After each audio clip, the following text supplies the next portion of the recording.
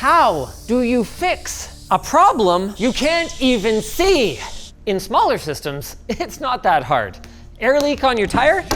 Just throw some soapy water on it and find the bubbles. Easy.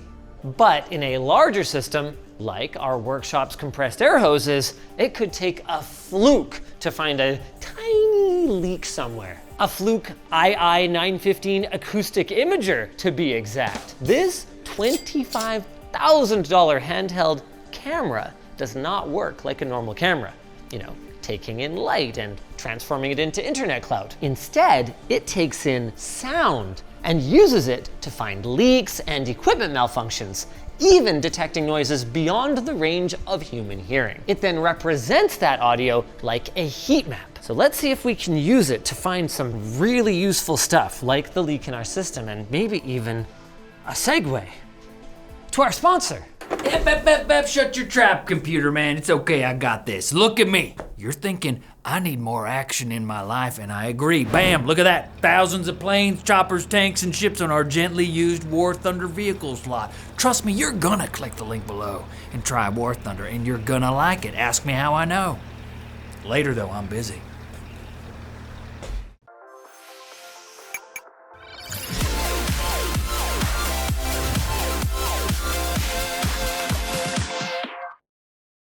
Like so many of our videos, this one was prompted by an actual problem.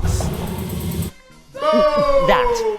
Obviously, it helps a little that we shoot most of our workshop videos on the other side of this wall, but it's still been a major source of disruptions over the last few years. Now, an obvious solution would be to just not have a compressed air system, but that's not really an option. We use it for everything from cleaning things off to cutting and polishing, to hacking things apart. Excuse me. And I've done a fair bit of sandblasting with it too, mostly for my personal motorbike project. So, okay, we need an air compressor. Deal with it, right? Well, see, it wouldn't be that big of a problem, except that somewhere in the system is a leak. So the compressor goes off way more often, disrupting us way more often than it needs to. That's where Fluke's acoustic imager comes in. Theoretically, with this, in a matter of minutes, I should be able to track down the leak, saving us both time and money. Theoretically. I'm gonna put that to the test. I've never actually used this before, so I don't know how I'm gonna tell the difference between our HVAC system and air leaking out of a hose, but presumably it's pretty easy. Wow, there's something in this wall. Oh, there's something bouncing off this wall, I think. You'll get a lot of sounds reflecting from that sometimes. That makes sense. Keep an eye on the right side and you'll see the range of frequency band that it's looking for. Okay, I feel like I could move pretty quickly at this point. Oh, hello. Captain, I think we've found something. Right there. Okay, but would I even be able to hear this?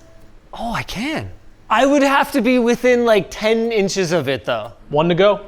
And that took like 2 minutes. Oh, jeez. Okay, once you know what you're looking for, it stands out like a beacon. Oh yeah, this one's a lot more obvious. So between these two, this one was a pretty substantial one. We found both of them within just a couple minutes. This is a lot like the video Adam Savage did with this thing, hey? Two cool people can have the same cool idea at the same time. Adam Savage and Electroboom.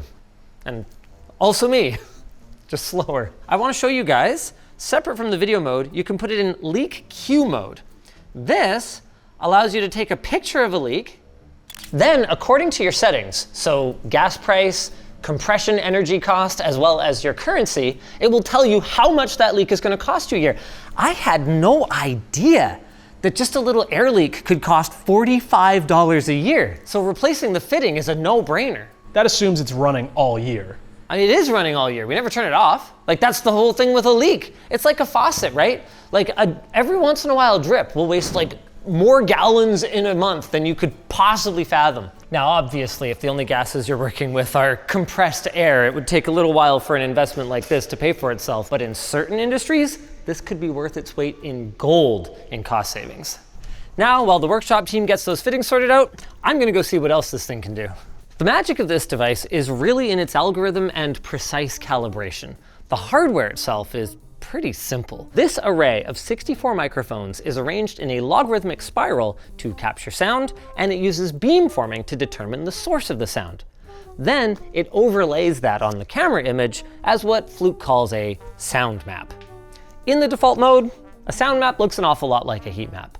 All of this is possible because the microphones are all in known locations relative to both each other as well as to the camera right in the center. So sound hits the array, and with a little bit of maths, the source can be determined by analyzing the reception delays. There are some limitations though. Its microphones pick up sound between 2 kilohertz and 100 kilohertz, which is well above the range of human hearing. So if you wanted to find something like a small liquid leak, say in our water cooling loop here, the frequency of a drip, drip, drip might actually be too low for the Fluke to pick up. Fortunately, we have an idea for that.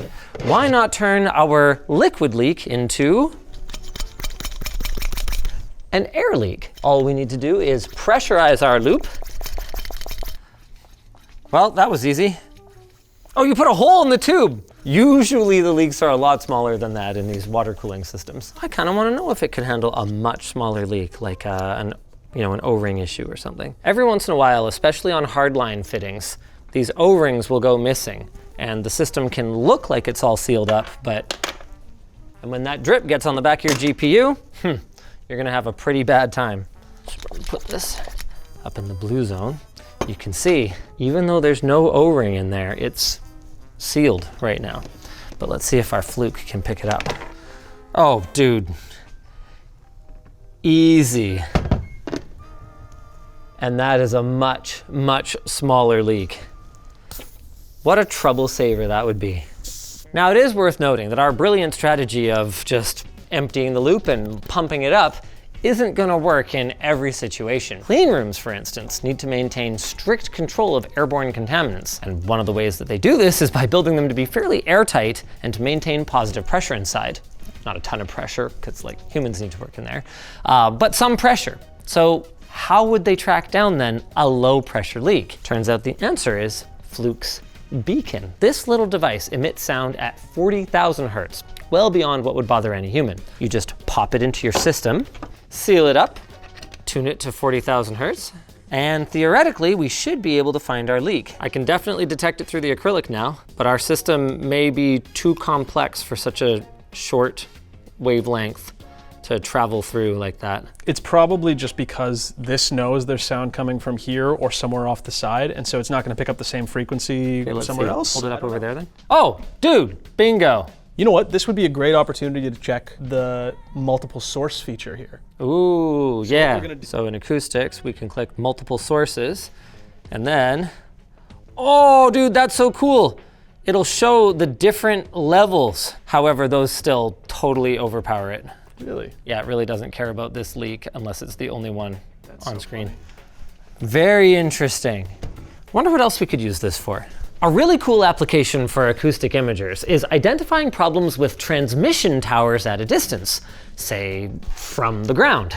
It apparently works at up to 120 meters or 393 feet and can be used to detect partial discharge or arcing, the sort of thing that could lead to a forest fire. Now, we don't have anything like that to test, but we do have some whiny electronics like this GPU that has some coil whine.